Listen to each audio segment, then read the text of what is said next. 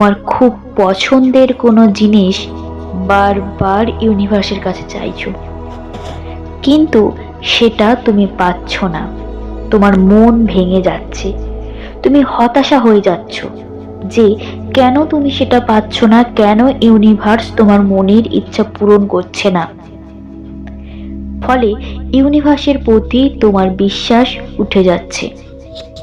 কিন্তু আমার প্রিয় সন্তান, ইউনিভার্স তোমাকে এটাই মেসেজ দিচ্ছে, যেটা তুমি বারবার চাইছো পাচ্ছ না, মানে এটা তোমার জন্য নয়। এই সত্যটা তুমি বোঝো, এটা তোমাকে বুঝতেই হবে। তোমার কোনো না কোনো কর্মফলের জন্যই তুমি সেই জিনিসটা পাচ্ছ না। ইউনিভার্স বলছে তুমি কখনো কোনো জিনিস অতিরিক্ত পাওয়ার জন্য আশা করো না। যেটা তোমার সেটা তুমি পাবেই।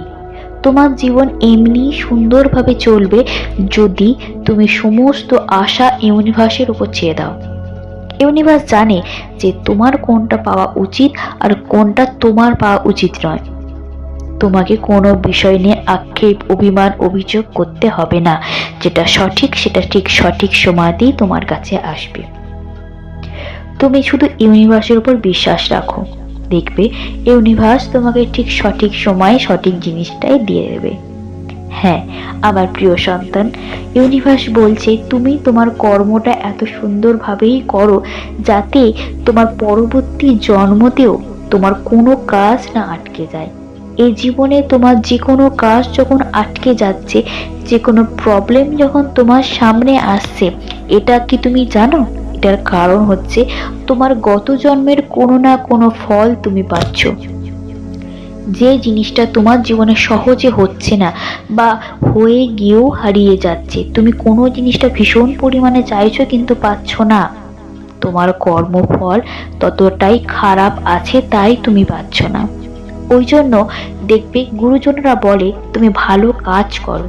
ভালো কাজ কেন করবে? যাতে তোমার জীবন সুন্দর হয়। এ জীবন তো তোমার সুন্দর হবেই, তার সঙ্গে পরবর্তী জীবনও কিন্তু তোমার সুন্দর হবে।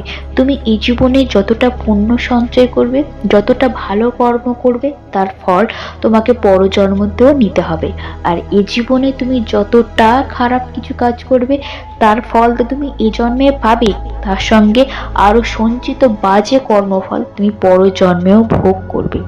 জানবে তুমি কর্মফল খারাপের জন্যই কিন্তু তোমার এই সমস্যাটা হচ্ছে। এটা শাস্ত্রে আছে, এটা গীতায় আছে, শ্রীমদ্ ভগবতেও আছে। শ্রীকৃষ্ণ এটাই বলেছে যে আমরা বহুবার জন্মেছি, আর বহুবার আমরা এই জন্যই জন্মেছি আমাদের কর্মফল খারাপ আছে বলেই। যেদিন আমাদের কর্মফল খুব ভালো হবে, তাহলে কিন্তু আমাদের আর জন্ম হবে না। আমরা তখন ঈশ্বরের পায়ে স্থান পাবো, ঈশ্বরের কাছে যাব। কিন্তু যতক্ষণ আমরা ভালো কর্ম করব, ততক্ষণ কিন্তু আমাদের বারবার এখানে আসতে হবে, আমাদের সঞ্চিত কর্মফলকে সুন্দর করার জন্য। কারণ আমরা জীবনে যা কিছু খারাপ কাজ করেছি সেগুলো হবেই। তার মধ্যে হয়তো কিছু মানুষ ভাবছে যে আমাদের জীবন শেষ হয়ে গেলে তো আমরা আর জানতেও পারবো না, জন্মাবো না। কিন্তু এটা সম্পূর্ণ ভুল। তুমি আবার জন্মাবে, তোমাকে জন্মাতেই হবে কোনো না কোনো রূপে, কোনো না কোনো ভাবেই তোমাকে এই পৃথিবীতে আসতে হবে।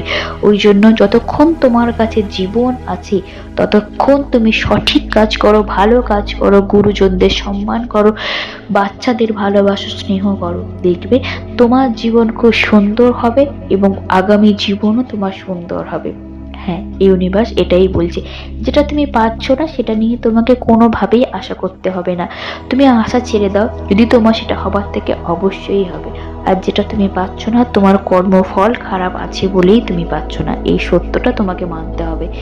যেদিন তুমি এই সত্যটা মেনে নেবে, দেখবে তখন থেকে তোমার মন পুরোটাই বদলে যাবে, বদলাতে বাধ্য। কারণ ইউনিভার্স তোমার সঙ্গে আছে। ইউনিভার্স তোমাকে দেখছে যে তুমি কি কি কর্ম করছো, এবং তার ফলও কিন্তু ইউনিভার্সই তোমাকে দেবে।